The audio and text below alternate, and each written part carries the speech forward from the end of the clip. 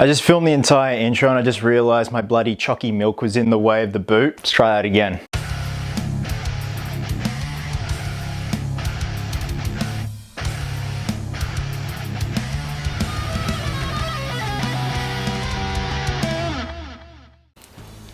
What's happening, my fellow geeks and geekettes?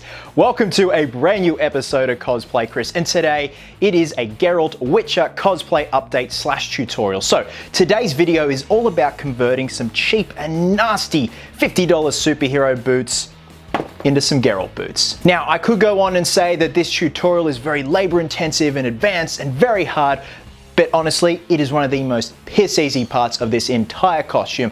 All in all, total labor time, we are talking about an hour 15 minutes, and that is including drying time. So yes, the basis for these boots are some cheap $50 superhero boots I got from costumebox.com.au, and I didn't buy these boots specifically for this tutorial. I actually had them laying around. And I actually thought they'd be a great blank canvas and a bit of fun where we can zhuzh them up a bit and give them a bit of panache and make them look nice and very Geralt-y and nice and weathered. Now, the only real decent reference I have of Henry Cavill's Geralt boots is from my good buddy Henry Creations, who actually took some really nice up-close shots of Henry's costume on display in Europe. And you see these funny little side panels going on the costume, on the boots themselves, and they look pretty cool, pretty gnarly, as well as two buckled straps around the middle of the boot. Amongst that, some very nice and subtle looking weathering. So the first step is we have to get rid of this traditional superhero crest here and fold the lip down so it matches the lip that you see here and make the entire top of the boot nice and flat. For that, we have to unzip the boot and work from the inside with an X-Acto knife or a Stanley knife and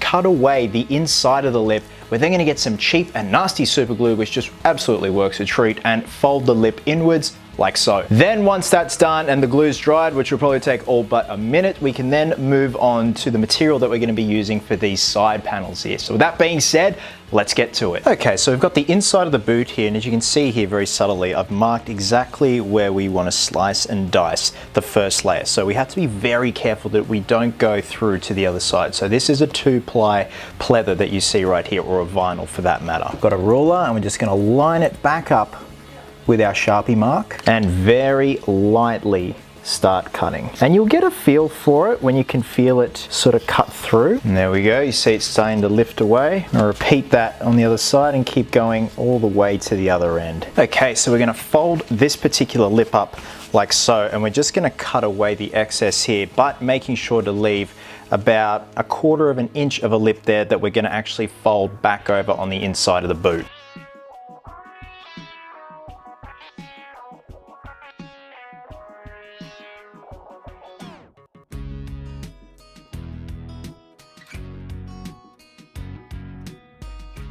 All right, overall, pretty happy with the top of the boots. We've just got a little bit of a dip there, but that's no real drama at all. Now, the next step are the 2 custom panels that we have to put around the top of the boot and on the side of the boot. So I guess you could call this like matting or mat that you can get for, you know, your dining room table. It kind of is backed with a felt, and it almost feels kind of like a vinyl PVC mix that you can get from Spotlight.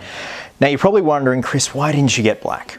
They were all out of black. I kid you not. The surrounding Spotlight stores in my area just ran out of black. So dyeing this / coloring this is totally easy. It's very absorbent, so it'll absorb the black like there's no tomorrow. So I've pre-cut the pieces, as you can see right here. But firstly, we're going to start with the top lip. And that is just a matter of getting the cheap and nasty super glue and super gluing it around the top like so, leaving room for the top lip here of the boot. As you can see, like I said, I've pre-cut this piece here so it grooves and slots in with this section of the boot here, and we're just going to glue it straight up, connecting to the top lip piece that you see right here.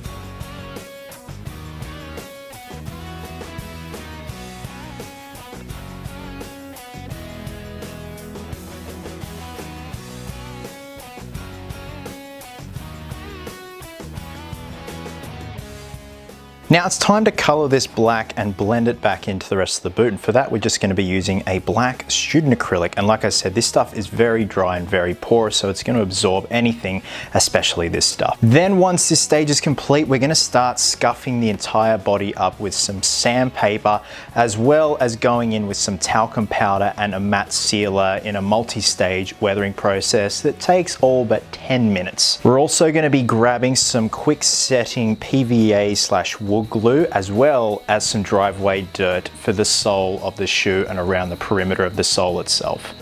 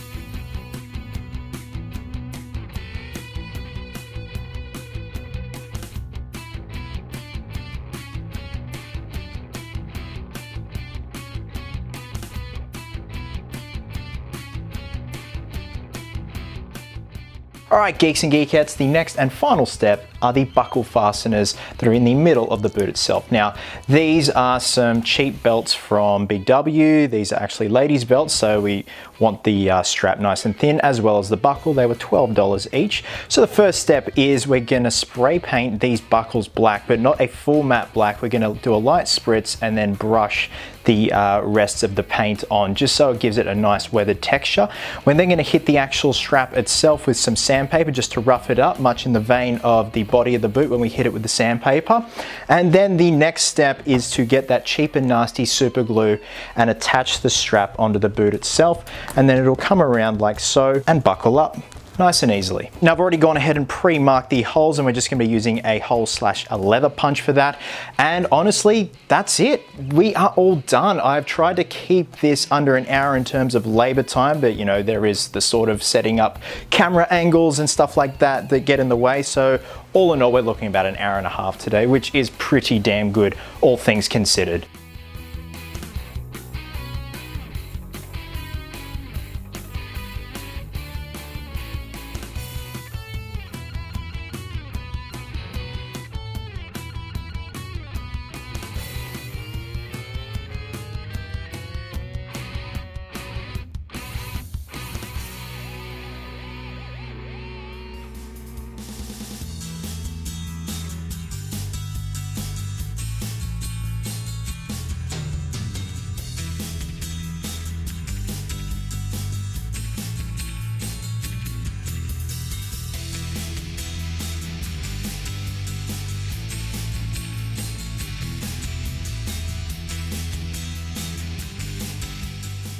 And there we have it, guys. We are done and dusted with the Geralt boots. I'm very happy with the end result. And again, it was the simplest method, but sometimes the simplest method is always the best. I will leave the link down below in the video description for the boots and where I got them. Again, they are cheap as chips. So if you're looking for some time to kill of an afternoon and you're doing a Witcher cosplay, I highly recommend giving this tutorial a go. Guys, thank you so much, as always, for watching. Wherever you are in the world, have yourselves an absolute cracker of a day. I hope you're well, hope you're happy, be merry, be silly, and until next time, geeks, please always remember, cosplayers do it best.